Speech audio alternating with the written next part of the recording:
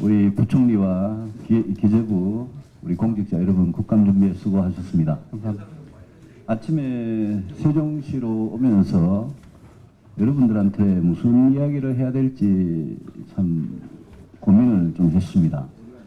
작년에 국감은 정부 출범하고 몇 달 안 돼가지고 그냥 여러 가지 제안을 드렸는데 올해 국감은 여러분들이 1년 반 동안 문재인 정부 첫 1년 반의 성적표를 들고 지금 국감을 받으시는 거고, 국정감사에서 야당이 아무리 떠들어도 오늘 하루 내일 하루 이렇게 지나가면 또 그만인 게 그동안 국정감사였는데, 오늘은 제가 부총리께 좀 몇 마디 좀 드려야 되겠습니다.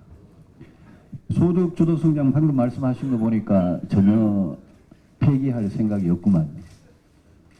예, 많은 분들이 경제 정책의 대전환이 필요하다 이렇게 지적을 하고 있는 그런 순간이고요. 부총리께서 지난 1년 반의 이 경제 성적표, 참담한 경제 성적표에도 이제는 책임을 지실 때가 됐는데, 저는 그렇게 생각합니다. 문재인 정부가 이 소득 주도 성장이라는 갖고 온 게 뿌리가 굉장히 깊어요. 2012년 대선 전에 문재인 당시 후보가 이미 임금 주도 성장 이야기를 했고, 그게 2013년부터 소득 주도 성장으로 바뀌어가지고 오늘날까지 왔고, 지금 청와대 안에 이 소득 주도 성장이라는 이 거짓말, 허구, 도구마, 무슨 사이비 종교 집단의 무슨 정신 승리 비슷한, 여기에 절대 포기 못한다는 사람들이 청와대에 지금 가득 차 있고, 문재인 대통령도 그 사람들에 의해서 지금 영향을 받고 있는 거예요. 그러면 이 경제정책의 전환이라는 걸 도대체 어떻게 할 수가 있느냐. 저는 기재부 공무원들 여러분 역할이 굉장히 중요하다고 생각합니다. 우리 한국 경제가 이 정도 발전해 온 거는 저는 경제 관료들의 역할이 굉장히 컸다고 생각하고, 박정희 시절에, 전두환 시절에 경제는 당신이 대통령이다 이렇게 대통령이 이야기하면서 힘을 실어주고 경제정책을 추진을 해왔어요. 김대중 정부 때도 마찬가지입니다. 지금 우리 김동연 부총리와 우리 이 자리에 앉아 계시는 기재부 공무원들께서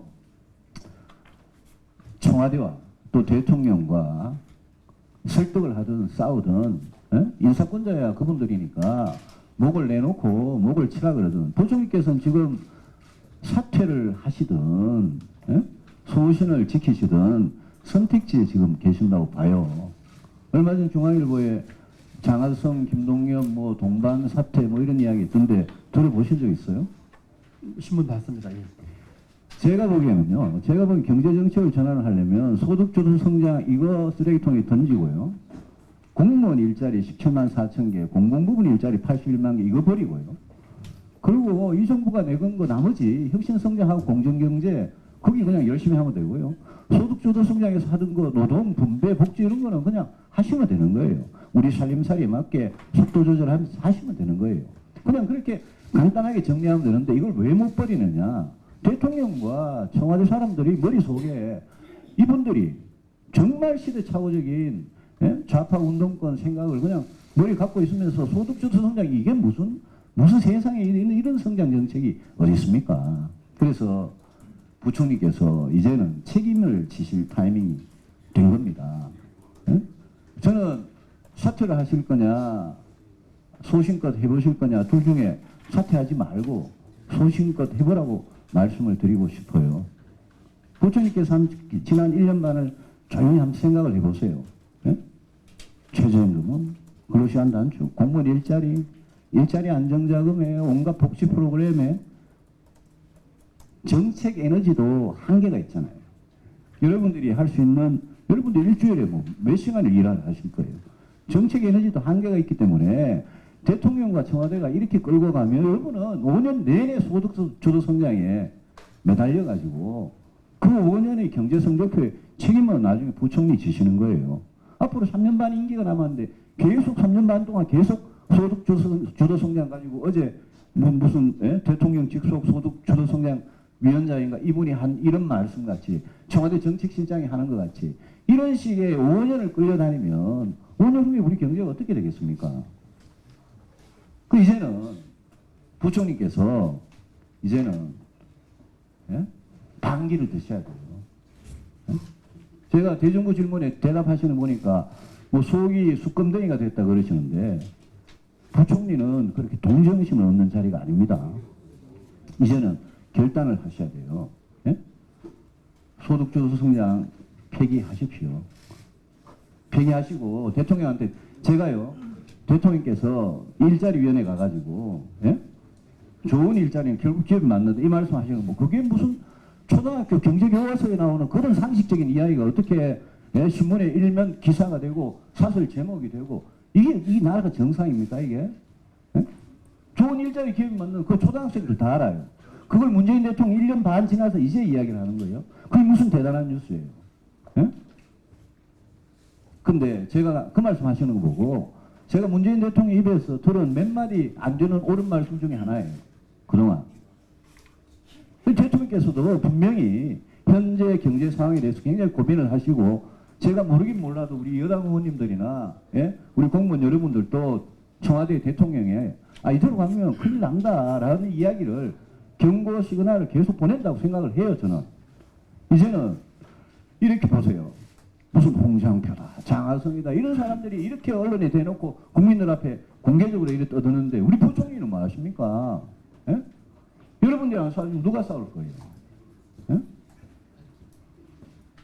부총리 각오를 한 말씀 보세요. 예, 이 대표 의원님 감사드리고요. 참 드리고 싶은 말씀이 많습니다. 너무 시간 짧은 것 같습니다. 아니 시간 많아요. 제 마이크는 켜져도 거기는 켜져 있어요. 예, 지난 1년 반 동안의 경제 성과에 대한 책임 문제에 대해서는 제가 조금 더 여러 번 전에 말씀드렸지 책임을 회피하거나 모르시는 생각은 전혀 없고요. 소득주 성장 문제에 대해서는 제 생각은 이렇습니다. 지금 이 문제가 너무나 어떤 프레임 논쟁에 말려드는 것 같다는 느낌이 들어요. 지금 의원님 말씀하신 것처럼 다 좋은 말씀인데 예를 들어 가지고 소득주 성장의 여러 컴포넌트들이 과거에 없었던 것도 아니고요. 앞으로도 없어질 것도 아닌 것들입니다. 그리고 누구나가 경제를 운영하거나 아는 사람이라면은 소득주 성장에서 나오는 컴포넌트나 혁신성이라는 컴포넌트가 다 같이 필요하다는 건 다 알고 있는 것이죠. 그렇기 때문에 이런 문제를 어떤 프레임 내지는 도구마까지 표현하셨는데 이렇게 감으로써 오히려 조금 문제의 본질이 조금 달라지는 게 아닌가 생각이 들고요.